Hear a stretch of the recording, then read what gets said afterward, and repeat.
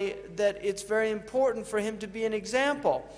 The Sheikh mentioned that yesterday he gave a talk on how a law is made in Islam at the House of Lords, and there was a Christian man in there who he doesn't know, but he thinks he might have been a lawyer, but he asked him about the Muslim fatwa that was issued by some of the ulama here, who had said that the reason 7/7 was haram was because people here had entered into a trust or a social contract of security. And if you have a contract of security, then you're obliged to follow that law and not to break it. And the man said that he was troubled by this idea that that's the reason it was prohibited. And he said, what about the innocence of the people that were involved?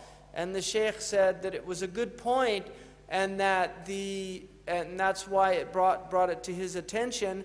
But he said that the fact that they were innocent is one of the reasons why it was prohibited, but mentioning the aman, or this contract of security that we're bound to follow, was to emphasize that fact, that you're bound by the law of the land. So that was very important, he said, to remember that. Now, one of the problems that we have is we have a misunderstanding of jihad, that our concept of jihad has to be rectified.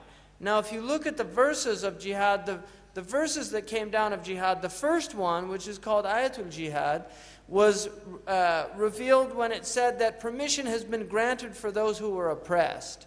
So these were people who were being religiously persecuted. We could say, in the parlance of the modern era, that their freedom of religion was not being allowed, that they were prevented from freedom of religion.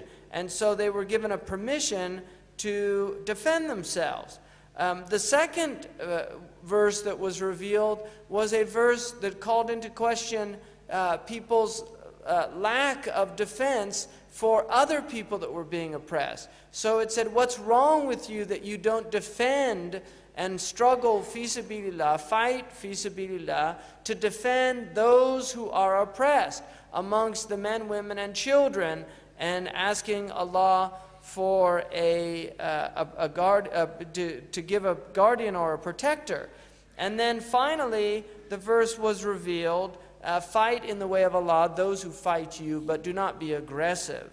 And then Allah reminds us, even within these verses, the Sheikh said that if you look at them, that you'll find, even within these verses, for instance, in the verse that says that there is no blame on people who fight to defend themselves, that if they fight to defend themselves, they have no blame.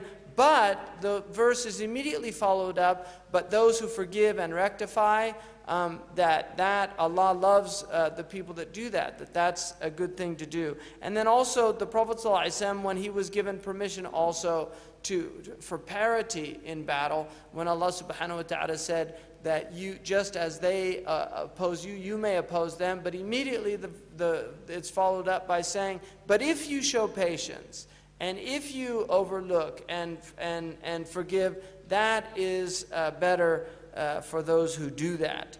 And so if we look at the Prophet ﷺ is teaching us these teachings, and also being taught in the Quran, one of the things that the Sheikh said, that the Prophet ﷺ, what they call today anger management, the Prophet ﷺ gave us anger management. He taught us how to manage our anger. He said, if you're standing and you get angry, sit down. And if you're sitting and you get angry, lie down. And if you're lying down, you're still angry, go do wudu. So that, he said, was a process of controlling one's anger, because allowing anger to take over your state is a very unhealthy thing to do. And so the Prophet ﷺ gave us these means by which we could actually control our anger. So that's something for all of us to think about.